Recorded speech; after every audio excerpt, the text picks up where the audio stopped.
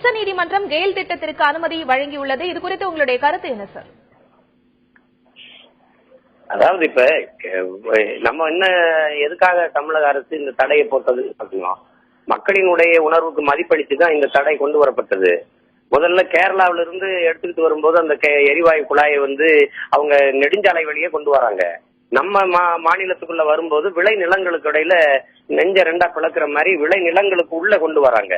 கொண்டு வரும்போது அதுல என்னென்ன பிரச்சனைன்னு பாக்குறோம். நம்ம அப்படி ஒருவேளை அந்த விளை நிலத்துக்கு சொந்தக்காரங்களுக்கு அவங்க அந்த எரிவாயுலதான் கசிவு ஏற்பட்டா நிலத்தின் சொந்தக்காரருக்கு மரண தண்டனை வரை அந்த மாதிரி தண்டனை வரை கொடுக்கலாம் அப்படின்னு ஒரு இது இருக்குது.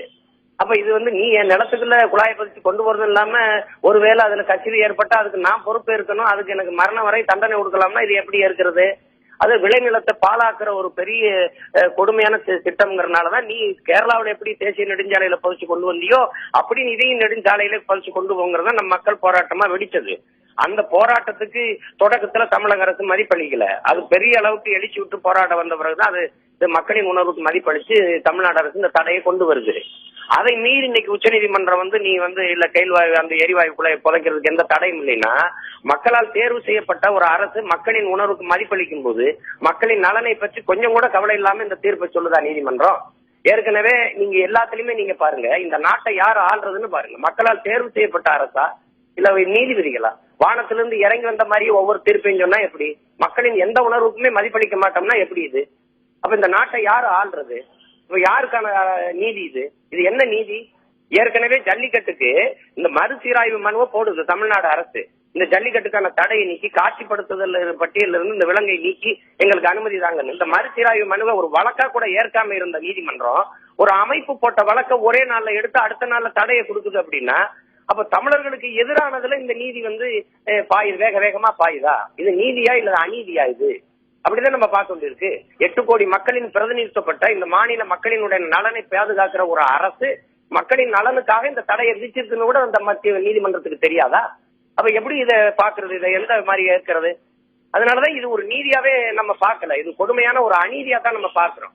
அப்ப இது மக்களுக்கான நீதியா இல்ல, அது மக்களினுடைய நலனை பாதுகாக்கிற உங்களுடைய வாழ்வை பாதுகாக்கிறதா இல்ல. ஒரு விளைநிலத்தை, அது குறிப்பா கோவையரோட அந்த பகுதியில முழுக்க வேளாண் பெருங்குடி மக்கள் வாழுகிற பகுதி, அது முழுக்க முழுக்க விவசாயம் சார்ந்தது. அதுக்குள்ள போய் நீ வயலுக்குள்ள நீ எரிவாயு குழாயை பதிச்சு போனா எனக்கு என்ன இருக்குது? கேரளாவில இருந்து நீ கர்நாடகா எடுத்துட்டு போற அந்த எரிவாயுவை எனக்கு என் மாநிலத்துக்கு எந்த பயனும் இல்ல, ஆனால் பாதிப்பு எனக்கு. இப்ப நீ மாற்று வழி இல்லைன்னா சொல்லு, நீ இந்த தேசிய நெடுஞ்சாலை வழியை கொண்டு போகலாமே. அதுக்கு கேட்டா என்ன பதில் சொல்லுது? அது கேரளாவிலேயே நீ தேசிய நெடுஞ்சாலையில கொண்டு வந்தா வயலுக்குள்ள பதிக்கலைன்னா அது சமதளமா இல்லையா? ஏன் மண்ணுல சமதளமா இருக்கா? அப்ப சமதளமா என் நிலம் இருக்கிறது தான் பிரச்சனையா உனக்கு? எப்படி இதை ஏற்கிறது? இது அதனால இதை நாங்க எதிர்ப்போம். இதை நீதிமன்றத்துக்கு ஒண்ணு புரிய வைப்போம். இப்படிதான் இந்த ஒவ்வொன்றிலையும் தமிழர்களுக்கு எதிரானது மட்டும் வேக வேகமா நடக்குது, வேக வேகமா நடக்குது. அதனால இது நீதி இல்ல, அநீதியா தான் நான் அதை பாக்குறேன். உச்சநீதிமன்றம் பிறப்பித்த இந்த உத்தரவை அடுத்து தமிழக அரசு அடுத்தது என்ன விதமான நடவடிக்கை எடுக்கணும்னு எதிர்பார்க்கறீங்க சார்? அதை இதை புரிய வைக்கணும் மக்களினுடைய. நீங்க இவ்வளவு பின் விளைவுகள் இருக்குது, இது பேராபத்து இருக்குது, எரிவாயுல கசிவு ஏற்பட்டா நீங்க இந்த சட்டமே சொல்லுது இவ்வளவு பெரிய தண்டனையை கொடுக்கலாம், அந்த முழுக்க அதுக்கு பொறுப்பு அந்த நிலத்துக்கு சொந்தக்காரரை ஏற்கணும்ட்டு.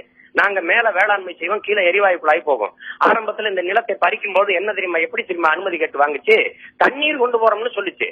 தண்ணீர் தானே போயிட்டு போகட்டும் நம்ம மக்கள் நினைச்சாங்க. ஆனா இன்னைக்கு அது எரிவாயு போகுதுன்னு அது இன்னைக்கு தெரிய வரும்போது விழிப்புணர்வு அப்படித்தான் ஒவ்வொன்றும் திணிக்கப்படுது எங்களுக்குள்ள. அணுவுல வரும்போது வேலை கிடைக்கும், வேலை கிடைக்குமா, வேலையா அப்படின்னு நினைச்சு கொடுத்துட்டான், சரின்னு இருந்துட்டான். இன்னைக்கு அது பெரிய ஆபத்து வருதுன்னு விழிப்புணர்வு வரும்போது போராட தொடங்குறோம். அப்படித்தான் இந்த கையில் எரிவாயு இது குழாயை பதிக்கும் போது நாங்க தண்ணீர் கொண்டு போகணும்னா மக்கள் விட்டுட்டாங்க. இப்ப நீங்க இது இவ்வளவு பெரிய இது இருக்குது, இந்த மக்களின் போராட்டத்துக்கு மதிப்பளிச்சுதான் இந்த தடையை நாங்க கொண்டு வந்தோம். தயவு செய்து இதை மறுபரிசீலனை செய்யுங்க. நீங்க இந்த மாற்று பாதைகளை கொண்டு போக சொல்லுங்க. அப்படித்தானே நீங்க சொல்றீங்க. இன்னைக்கு சேது சமுத்திர திட்டத்துக்கு அது ராமர் பாலம் இடிக்க கூடாது, மாற்று பாதைன்னு பேசிட்டு இருக்கீங்க.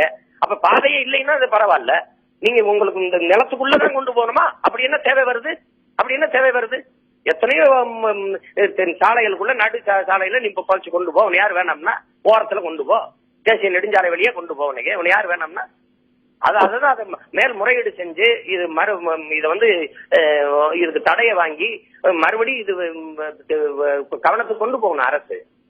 இல்லைன்னா உச்சநீதிமன்றம் சொல்லிருச்சுன்னா நாளைக்கு என்ன பண்ண, ஜல்லிக்கட்டு உச்சநீதிமன்றம் சொல்லிருச்சு, நான் தடை மீறி நடத்த போனோன்னா நீதிமன்றத்தினுடைய எதுக்கு மதிப்பளிக்கணும்னு இணையத்துக்கு முதல்ல உள்ள போடுது, சிறையில் கைது பண்ணுது. நாளைக்கு நாங்க இந்த கைல்வாயு இதை புதைக்க கூடாதுன்னு நான் நிச்சயமா நான் போராடும் போது எல்லாத்துக்கும் முன்னாடி போய் காவல்துறை குமிச்சு எங்களை கைது பண்ணி போடும். அந்த மாதிரி ஒண்ணும் இல்லைன்னா இந்த அரசு எங்களை போராடவாத அனுமதிக்கணும். அனுமதிச்சு எங்க உணர்வை நீதிமன்றத்துக்கு தெரியப்படுத்த இப்ப நாங்க போடுறேன், நாங்களே போடுவோம். உச்சநீதிமன்றத்தில் நாங்களே வழக்க போடுவோம். இப்ப நாம் தமிழர் கட்சி சார்பா வேளாண் பெருங்குடி மக்கள் இப்ப அது கட்டாயம் நடக்கும். பல்வேறு அமைப்புகள் எல்லாரும் சேர்ந்து போடுவோம். அப்ப எங்க போராட்டத்துக்கையாவது இந்த அரசு அனுமதியாவது கொடுக்கணும். உடனே காவல்துறை குவிச்சுக்கிட்டு அங்க வந்து அந்த கைல் நிறுவனம் எரிவாயு குழாயை பதிக்கிறதுக்கு அனுமதியை கொடுத்துட்டு எங்களை போராட விடாம தடுத்து உதவிக்கு போடுற வேலையாவது செய்யாம இருக்கணும்.